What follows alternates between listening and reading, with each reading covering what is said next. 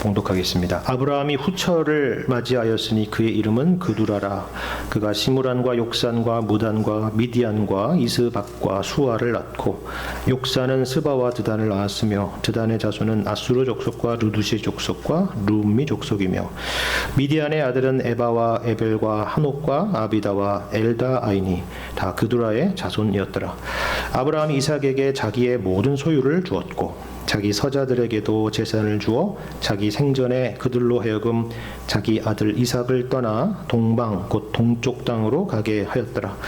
아브라함의 향년이 175세라. 그의 나이가 높고 늙어서 기운이 다하여 죽어 자기 열조에게로 돌아가매 그의 아들들인 이삭과 이스마엘이 그를 마므레 앞 헷 족속 소알의 아들 에브론의 밭에 있는 막벨라 굴에 장사하였으니 이것은 아브라함이 헷 족속에게서 산 밭이라. 아브라함과 그의 아내 사라가 거기 장사되니라. 아브라함이 죽은 후에 하나님이 그의 아들 이삭에게 복을 주셨고 이삭은 부엘라의 로이 근처에 거주하였더라. 아멘. 자, 오늘로써 아브라함 시리즈가 마무리되는데요. 본문은 이 아브라함의 이 땅에서의 마지막 장면과 그의 죽음에 대한 이야기를 다루고 있습니다. 전체적으로 보자면은 하나님께서 아브라함에게 주신 여러 복들을 확인할 수 있는 그런 내용들로 오늘 본문의 말씀에 설명되고 있습니다. 7절을 보시면 아브라함이 175세를 살았다라고 이렇게 기록하고 있습니다. 창세기라는 그런 시대를 감안하더라도 이 나이는 상당히 높은 나이인 것입니다. 굉장히 장수한 것이죠. 75세에 아브라함이 하나님의 부름을 떠나서 고향을 떠났는데 가나안 땅에서 무려 한 세기를 산 것입니다. 고향에 있었던 시간보다 더 많은 시간을 그곳에서 보낸 것이죠. 아브라함이 100세의 아들 이삭을 얻었으니까 이때 상주였던 이삭의 나이는 벌써 75세였다는 것을 우리는 알게 되는 것입니다. 더군다나 이때는 아브라함의 손주들인 에서와 야곱이라고 하는 이 쌍둥이가 나이가 15 청소년 나이입니다. 평생 자식이 없어서 고생 가운데 있었던 아브라함이 손주들까지 보고 가는 것입니다. 그런데 이것은 그저 아브라함이 오래 살았다라는 그런 기록만은 아닙니다. 여러분 창세기 15장 15절을 보면 하나님이 아브라함에게 이런 약속을 하셨죠. 너는 장수하다가 평안히 조상에게로 돌아가 장사될 것이다. 이런 말씀이었습니다. 그러니까 오늘 본문에 등장하는 아브라함의 이와 같은 나이는 결국 하나님께서 아브라함에게 주셨던 그 약속에 신실하셨다라는 그런 의미입니다. 그것뿐만이 아닙니다. 우리 오늘 본문 1절부터 4절을 보면요, 약간 놀라게 되죠. 우리는 사라도 알고 또 하갈도 알지 않습니까?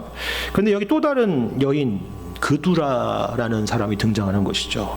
게다가 그두라를 통해서 태어난 아브라함의 자식들이 굉장히 많다는 것도 확인하게 되는 것입니다. 물론 성경에는 이에 대한 자세한 설명은 없습니다. 언제 그두라를 후처로 맞아들였는지, 그리고 이 일로 인해서 아브라함의 가정에 무슨 일이 있었는지 거기에 대한 설명은 찾아볼 수가 없습니다. 아무런 설명이 없습니다. 성경은 우리의 호기심에 답하는 것에 목적이 있지 않고 언제나 하나님께서 우리에게 필요한 말씀, 하고자 하시는 말씀을 주시는 것에 목적이 있기 때문입니다. 그렇다면 이러한 설명의 핵심은 뭘까요? 마찬가지입니다. 하나님께서 아브라함에게 복을 주셨고 또 약속에 신실하셨다라는 겁니다. 여러분 여기 등장하는 이름들은 이 창세기 말씀을 기록했던 모세 당시에 여러 부족들의 족장들이었을 것입니다. 다른 이름들은 여러분 다 몰라도, 여기 등장하는 수많은 고유 명사들은 다 몰라도 여기 2절과 4절에 등장하는 미디안이라는 이름은 여러분 기억하시지 않습니까? 모세의 장인 이드로가 바로 이 미디안 족속 사람이었습니다. 그리고 사사기에서 이스라엘을 괴롭혔던 족속이 또 바로 이 미디안 족속이었죠. 이처럼 이스라엘 역사에 있어서 가깝기도 하고 멀기도 했던 그런 민족입니다. 근데 여기서 강조점은 이것입니다. 여러분 창세기 12장 2절의 말씀을 기억하시죠? 내가 너로 큰 민족을 이루게 하리라 하셨습니다.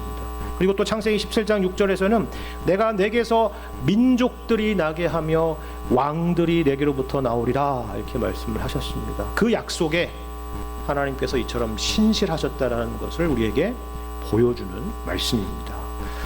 오늘 본문의 다음에 등장하는 여러분 12절 이하의 족보도 마찬가지 의미가 있어요. 여기에는 이스마엘의 족보가 있죠. 여러분 하갈과 이스마엘을 생각해 보십시오. 그들이 어떻게 아브라함의 곁을 떠나게 되었는지를 생각해 보세요.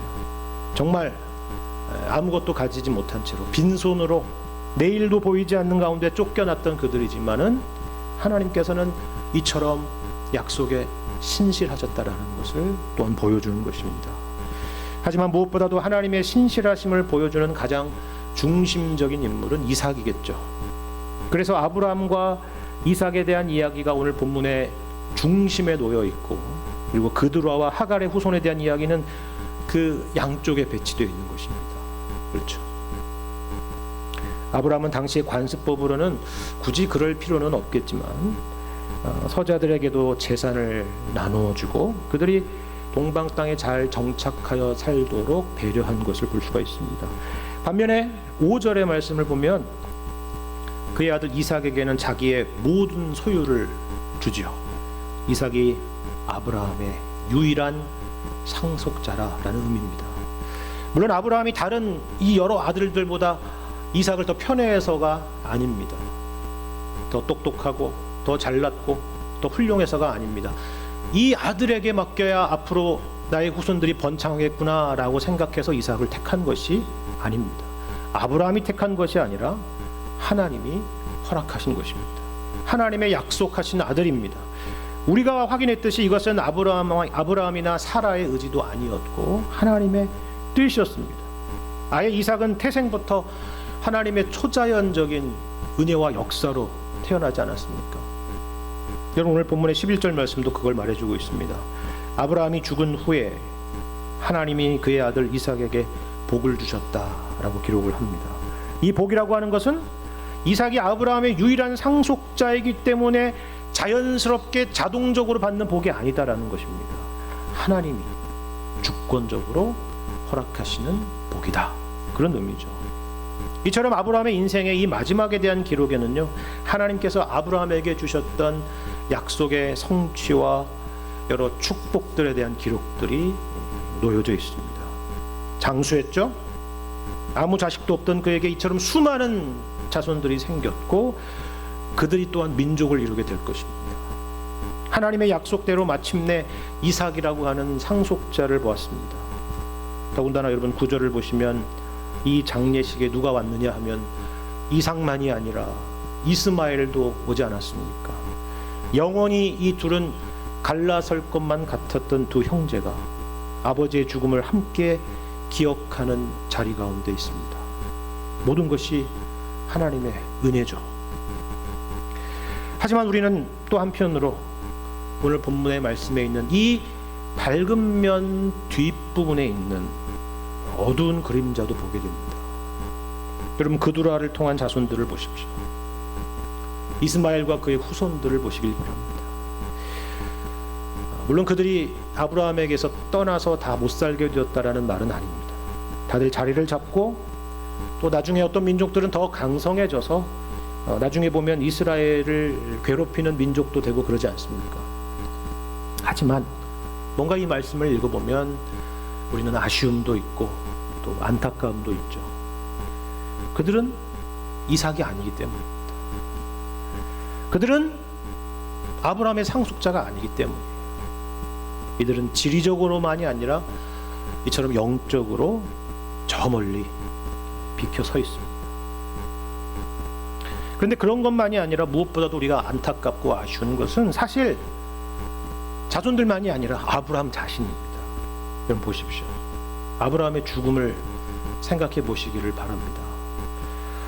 우리는 175세라고 하는 이 나이에 부러움을 가질지도 모릅니다. 우리는 참 100년을 살기도 어려운데 거기에 2배에 해당하는 삶을 살았단 말인가. 참 놀랍다, 그런 생각을 가질 수가 있죠. 근데 여러분 우리는 지금 특별히 창세기 말씀을 읽고 있습니다. 그럼 창세기 5장을 보시면요, 아브라함의 이 175세라고 하는 나이는 창세기 5장에 등장하는 수많은 사람들의 그 죽음의 나이에 감히 명함도 내밀지 못합니다. 그들의 평균 수명은 800에서 900입니다. 그런데요, 그것도 핵심이 아닙니다. 거기서 몇 장을 더 거슬러 올라가시기를 바랍니다. 에덴 동산의 시절, 하나님께서 아담과 하와를 만드셨을 때를 생각을 해보세요. 800에서 900 정도가 아니라 1000년, 2000년 정도도 아니고 거기에는 죽음이라는 것 자체가 없었습니다. 하나님과 영원토록 최고의 복을 누리며 살았던 것이 바로 그곳이었죠. 그런데 우리는 그곳을 잃었습니다. 왜 그렇습니까? 아담의 죄 때문입니다. 인간의 타락 때문이죠. 아니라고 해도 좋습니다. 인정하기 싫고 믿기 싫다고 해도 좋아요. 아무리 그렇게 주장해도 우리는 누구나 거부할 수 없는 증거를 가지고 살기 때문입니다. 죄의 삭은 사망입니다. 우리는 누구나 죽죠. 그것이 바로 우리가 죄인이라는 증거입니다. 여러분, 아브라함의 이야기가 왜 시작되었는지 기억하십니까? 하나님께서 이 사망과 저주의 역사를 돌이키시겠다라는 것입니다. 하나님께서 이 사망의 역사를 끝장내시고 우리에게 다시 에덴을 회복하시고 영원을 회복하시겠다라는 그런 의지였죠. 그것이 바로 아브라함의 이야기의 시작이었습니다. 그런데 그 방법이 아브라함의 후손들을 통해서라는 것입니다. 여러분, 창세기 22장을 보시면 하나님께서 아브라함에게 이에 대해서 이렇게 말씀하셨습니다. 창세기 22장 17절과 18절입니다. 내가 내게 큰 복을 주고 내 씨가 크게 번성하여 하늘의 별과 같고 바닷가의 모래와 같게 하리니 내 씨가 그 대적의 성문을 차지하리라. 또 내 씨로 말미암아 천하 만민이 복을 받으리니 이는 내가 나의 말을 준행하였음이니라 하셨다 하니라 라는 말씀입니다. 물론 여기서 내 씨라고 하는 것은 1차적으로는 이삭을 의미하겠죠. 그리고 실제로도 이삭을 통해서 역사적으로 수많은 후손들이 생기지 않았습니까? 하지만 이 말씀을 읽는 그 누구라도 여기에는 그것을 넘어서는 큰 그림이 있다는 것을 발견하게 될 것입니다. 하나님의 복이라는 것이 그저 이 땅에서 재산을 증식하고 오래 살고 자손을 많이 보는 것이 전부일 수는 없는 일이기 때문입니다. 슬픈 얘기지만 그래봤자 우리가 최종적으로 만나는 것은 죽음뿐이지 않습니까? 하나님의 복이라고 하는 것은 결코 그렇게 끝날 수는 없는 것입니다. 그것만일 수가 없는 거예요. 그 이상이죠. 여러분, 여기 천하 만민이라고 하는 전 민족적인 복과 대적의 성문을 차지한다라고 하는 굉장히 깊은 영적인 내용을 하나님의 복이라는 그 단어 안에 담고 있는 것입니다. 여러분, 우리의 대적, 우리의 원수, 그것은 궁극적으로는 사망인 것입니다. 여러분, 이런 맥락에서 오늘 본문 8절의 하반절을 말씀 보십시오. 여기는 아주 흥미로운 표현이 하나 있습니다. 그게 뭐냐면 아브라함이 죽어서 자기 열조에게로 돌아갔다라는 것입니다. 그럼 이게 어떤 의미일까요? 우리도 보통 그런 말을 하지 않습니까? 누가 죽게 되면은 돌아가셨습니다. 좋은 데 가셨습니다. 그냥 그런 관례적으로 하는 그저 문화적인 그저 완곡한 그런 표현일까요? 아니면 그저 죽음이 끝일 수는 없다라고 하는 일종의 소망을 담은 표현입니까? 우리는 모르죠. 하지만 이 말씀은 하나님의 말씀 아닙니까?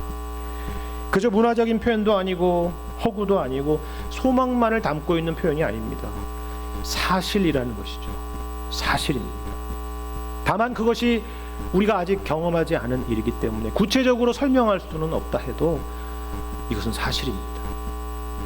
대신에 우리의 관심은 바로 이삭에게 모아집니다. 왜냐하면 방금 우리가 확인한 것처럼 내 씨로 말미암아 천하 만민이 복을 받으리라 라고 말씀하셨기 때문입니다. 하지만 여러분 성경을 보십시오. 이삭은요 그저 이삭일 뿐입니다.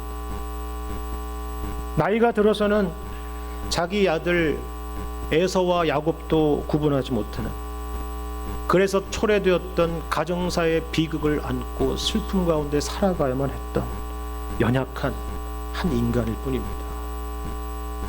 이삭은 이삭이었어요. 그럼 이삭의 상속자 야곱은 또 어떻습니까? 그리고 또 야곱으로 시작된 이스라엘의 역사는 또 어떻습니까? 내 씨로 말미암아 천하 만민이 복을 받으리라 라고 하는 이 약속과는 정말 거리가 멀죠. 실패와 실망의 역사뿐입니다. 여러분이 구약 성경을 읽어보시고 이스라엘 역사를 살펴본다면 모두 다 거기에 동의하지 않을 수 없을 것입니다. 하지만 하나님은 언제나 약속에 신실하신 분이시다 라고 했죠. 놀라운 것은 성경은 하나님께서 이 약속과 같이 우리에게 아브라함의 씨, 궁극적인 이삭을 주셨다라고 우리에게 말씀하고 있습니다. 그 말씀이 바로 여기에 있습니다. 갈라디아서 3장 말씀을 보시면 이런 충격적인 말씀이 담겨 있습니다. 갈라디아서 3장 15절과 16절 말씀입니다. 형제들아, 내가 사람의 예대로 말하노니 사람의 언약이라도 정한 후에는 아무도 패하거나 더하거나 하지 못하느니라. 그렇죠. 사람들의 약속, 사람들과의 계약도 그러지 않습니까? 그렇죠. 하물며 하나님이시겠느냐 그 얘기입니다. 그럼 하나님이 무슨 약속을 하셨습니까? 16절, 이 약속들은 아브라함과 그 자손에게 말씀하신 것인데 여럿을 가리켜 그 자손들이라고 하지 아니하시고 오직 한 사람을 가리켜 내 자손이라 하셨으니 곧 그리스도라는 것입니다. 놀라운 말씀이죠. 아브라함에게 약속했던 그 씨가 누구라는 것입니까? 여럿이 아니라는 것입니다. 이삭도 아니고 야곱도 아니었다는 거예요. 그분은 바로 예수 그리스도다라는 것입니다. 여러분, 이것을 마태복음 1장 1절의 말씀, 우리가 잘 아는 그 말씀에는 이렇게 말씀하죠. 아브라함과 다윗의 자손 예수 그리스도의 계보라라는 것입니다. 예수님이 바로 아브라함에게 약속하셨던 바로 그 후손이고 온 세상은 예수님을 통해서 그 복을 누리리라 하는 것입니다. 여러분, 그 족보에 등장하는 사람들 그 면면을 한번 살펴보십시오. 물론 가끔 하나님이 특별히 은혜를 주셔서 아주 가끔 훌륭한 일을 하신 분들도 있습니다. 하지만 모두가 우리와 같은 사람들이죠. 못난 죄인들이고 실패한 사람들입니다. 거기에는 유다의 열왕들이 등장하지만 그들은 바로 이스라엘을 위기에 빠뜨렸던 열왕들입니다. 심지어는 거기에 차마 입에 담기도 어려운 그런 죄 가운데 있었던 사람들도 있습니다. 하나님의 약속과는 거리가 멀었던 이방인들도 거기 안에 있죠. 무슨 말입니까? 예수님께서는 바로 이들을 구원하시기 위해서, 이러한 천하 만민에게 복을 주시기 위해서 아브라함의 후손으로 오셨다라는 말씀입니다. 오늘은 성찬식이 있는 날입니다. 그럼 성찬식이 무엇입니까? 죄인된 우리를 위해서 오신 예수님을 기억하라 하는 주님이 만드신 자리입니다. 우리는 성찬식 하면 뭔가 거룩한 예식, 의식 이런 것들을 쉽게 떠올릴 테지만 여러분이 성찬상을 보시길 바랍니다. 이 성찬상도 뭔가 그런 의식처럼 보이는 상이지만 본래는 이 성찬상은 식탁입니다. 식탁, 밥상이에요. 밥상. 이 영적인 식사의 자리에 우리 모두를 초대하는 것입니다. 예수님께서 우리 죄를 위해서 몸을 찢으시고 피를 흘리신 것을 기억해서 우리가 이 땅을 살아가는데 영의 양식이 되라고, 구원의 소망을 가지라고 베푸시는 자리입니다. 그런데 이 식탁에 누가 계시느냐 하면은 하나님의 아들이신 예수님이 계시는 것입니다. 그렇다면 누가 과연 이 주님 앞에 이 식탁 가운데 참여할 수가 있겠습니까? 여기 계신 어르신들은 아마도 다 경험도 있으시고 기억하실 것입니다. 옛날에는 밥상의 위계가 아주 명확하지 않았습니까? 엄격하지 않았습니까? 아무나 장남의 자리나 장손의 자리에서 식사할 수가 없었죠. 여자들은 겸상할 수도 없었고요. 천한 사람들은 심지어 밥상에서 밥을 먹지도 못했던 시절이 있었습니다. 여러분, 오늘 본문 말씀도 마찬가지 아닙니까? 아브라함의 상속자는 이삭뿐입니다. 그드라의 자식들도 하갈의 자식들도 아니죠. 그들은 언약에서 멀찌감치 비켜 서 있습니다. 여러분, 이것을 잘 보여주는 말씀이 있는데요. 복음서를 보시면 예수님의 공생애 가운데 자신의 귀신 들린 딸을 고쳐달라고 예수님 앞에서 소리 높여 간구하고 있었던 이방 가나안 여인이 있었습니다. 그런데 예수님은 웬일인지 그 여인의 그 애절한 간구에 들은 척도 하지 않으셨습니다. 그리고 이렇게 말씀하십니다. 나는 이스라엘 집에 잃어버린 양 외에는 다른 데로 보내심을 받지 아니하였노라. 얼마나 매정한 말입니까? 그렇죠? 설마 예수님이 이렇게 말씀하신 게 맞나 하는 생각이 드는 표현입니다. 하지만 틀린 말도 아닙니다. 그 당시 유대인들의 세계관에서는 전혀 틀린 말이 아니에요. 그들은 하나님의 언약에서 벗어난 사람들이기 때문입니다. 근데 이 여인은 포기할 마음이 없었죠. 그때 이렇게 더 예수님께서 매정한 말씀을 하십니다. 뭐라고 말씀하냐면 자녀의 떡을 취하여 개들에게 던짐이 마땅하지 아니하니라. 저 같으면, 여러분 같으면 벌써 자리를 피했을 것입니다. 내가 예수님에 대해서 알고 있었던 소문이 이것이었단 말인가 라는 생각이 들었을 거예요. 그런데 이 여인이 뭐라고 대답하는지 여러분 아십니까? 이렇게 말합니다. 주여, 옳소이다마는 개들도 제 주인의 상에서 떨어지는 부스러기를 먹나이다. 그렇죠. 이 여인이나 우리는 감히 우리 주인의 상에 앉을 자격이 없는 자들입니다. 그런데 놀라운 것은 이 고백을 두고 예수님께서 이 여인의 믿음을 칭찬하시고 그 딸을 벌써 고치셨다는 사실입니다. 여러분, 이게 무슨 말인지 아시겠습니까? 누가 이 성찬의 자리, 누가 이 예수님의 식탁에 감히 초대받을 수가 있을까요? 우리는 이삭이 아닙니다. 우리는 심지어 그두라의 자식이나 하갈의 자식들도 아닙니다. 우리는 이 가나안 여인과 같은 자들 아닙니다. 우리는 죄인이고 족보에도 없는 자들입니다. 허물과 죄로 죽었던 자들이고 하나님과 원수가 되었던 자들이죠. 하지만 예수님께서 아브라함의 후손, 약속의 씨로 오셔서 우리를 위하여 몸을 찢으시고 피를 흘려주심으로 우리가 감히 하나님의 상속자가 되고 이 식탁에 초대를 받은 자들이 된 것입니다. 자격이 있어서 우리가 이 자리에 있지 않습니다. 오히려 이 가나안 여인처럼 우리가 주님 앞에 죄인이며 은혜 받을 자격이 없음을 고백할 때에 우리 주님의 식탁의 은혜를 누리게 되는 것입니다.